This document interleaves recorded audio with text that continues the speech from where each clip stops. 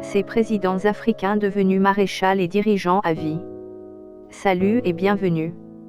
Dans cette vidéo, je vous parle de ces présidents africains qui sont devenus maréchals et dirigeants à vie. Pour information, un maréchal est considéré comme l'officier général qui a la dignité la plus élevée dans la hiérarchie militaire. La plupart des dirigeants qui ont atteint ce grade militaire ou un rang quasi équivalent l'ont obtenu soit en se déclarant le titre eux-mêmes, soit en se faisant accorder leur statut par le Parlement de leur pays.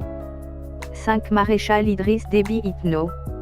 Idriss Déby, dit Idriss Déby Itno à partir de 2006, est né le 18 juin 1952 à Berdoba et mort le 20 avril 2021 à N'Djamena. Avec l'appui de la France, il chasse Hissène Habré de la tête du pays en 1990, prenant le titre de président du Conseil d'État. L'année suivante, il est désigné président de la République du Tchad. Il a été le président du Tchad de 1990 à 2021 jusqu'à sa mort. Il a été également le président de l'Union africaine de 2016 à 2017. En août 2020, il est nommé maréchal du Tchad à la suite d'une offensive victorieuse contre Boko Haram. Moins d'une année plus tard, juste après l'annonce de sa 5e réélection, il est blessé au front face à une rébellion du Front pour l'alternance et la concorde venue de Libye. Il succombe à ses blessures à 68 ans et après plus de 30 ans passés au pouvoir. Son fils Mahamat Idriss Déby prend aussitôt la tête d'un conseil militaire de transition. 4. Maréchal Idi Amin Dada. Idi Amin Dada est né le 30 mai 1928 à Koboko en Ouganda, dans le nord-est du pays et mort le 16 août 2003 à Djeddah en Arabie Saoudite.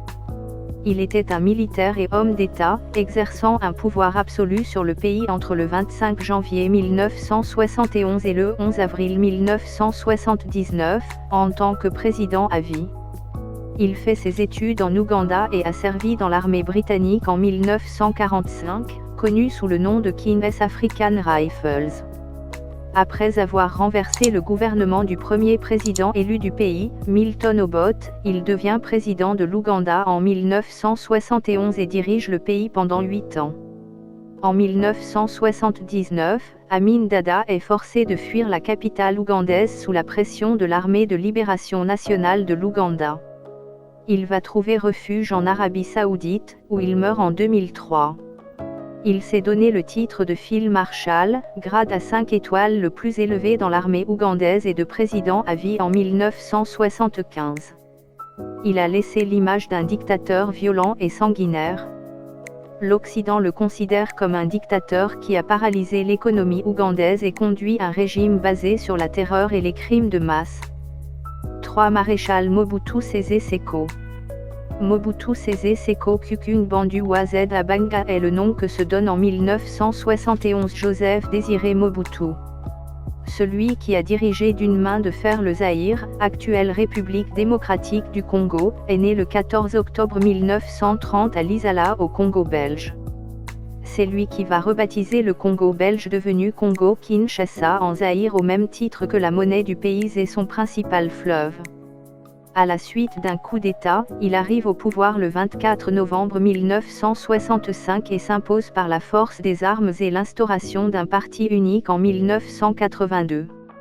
La même année, il devient donc maréchal président du Mouvement populaire de la Révolution, seul parti politique autorisé dans le pays.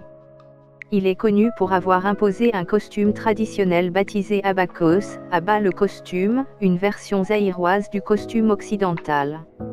Mobutu a aussi demandé que les Zaïrois se choisissent des prénoms d'origine africaine et locale, ce qu'il fait lui-même en devenant Mobutu Sese Seko Kukunbandu Wazed Abanga, c'est-à-dire Mobutu le guerrier qui va de victoire en victoire sans que personne ne puisse l'arrêter.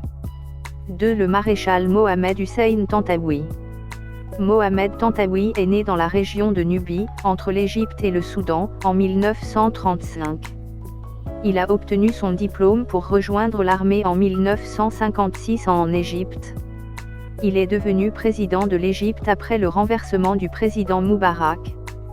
Le 11 février 2011, il est devenu président, et s'est retiré du pouvoir le 30 juin 2012. Pendant plus de 50 ans, il a participé aux grandes guerres égyptiennes, dont celle face à Israël, et c'est là qu'il a obtenu le grade de maréchal. En 1991, à la suite de l'occupation du Koweït par l'Irak, il a fait partie des forces de la coalition lors de la première guerre du Golfe. Il a reçu des diplômes honorifiques d'Égypte, du Koweït et d'Arabie Saoudite. La même année, il a été nommé ministre de la Défense de l'Égypte et commandant en chef des forces armées égyptiennes de 1991 à 2012.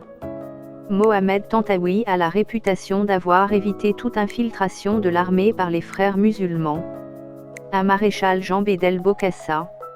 Bokassa est né le 22 février 1921 dans le comté de Bobangui, à Mbaka, plus précisément dans le village de Lobeil. Il va à l'école à Brazzaville, veut devenir pasteur mais ses parents le persuadent plus tard de rejoindre l'armée coloniale française. Après la fin de ses études en 1939, il s'est engagé dans l'armée et est devenu soldat en 1941. Il a combattu sous la bannière de l'armée française dans la guerre contre les nazis. En janvier 1962, Bokassa quitte le contingent français et rejoint l'armée de la République centrafricaine successivement en tant que colonel, conseiller militaire, puis chef d'état-major en 1964. Fort de cette posture à la tête de l'armée, il renverse son cousin et premier président de la République centrafricaine David Dacko et dirige le pays entre 1966 et 1976. Il s'est déclaré président à vie en 1972, maréchal en 1974 et empereur de la République centrafricaine de 1976 à 1979, faisant changer le nom du pays en Empire centrafricain. L'empereur à vie a été largement critiqué pour son rôle dans le massacre de 100 écoliers, qui a conduit à son éviction par les forces françaises. Jean Bedel Bokassa a fait brièvement escale en Côte d'Ivoire et s'est ensuite exilé en France. Après des années d'exil, il est retourné en République centrafricaine en 1980, a plaidé coupable aux accusations portées contre lui et a été condamné à la prison à vie. Il a été libéré en 1993 après avoir purgé une peine réduite, et est décédé en novembre 1996 d'une crise cardiaque. À l'occasion du 50e anniversaire de l'indépendance du pays en 2003, M. Bokassa a été gracié. C'est la fin de la vidéo. Merci d'avoir regardé, mettez un pouce j'aime si elle vous a plu. À la prochaine pour une nouvelle vidéo.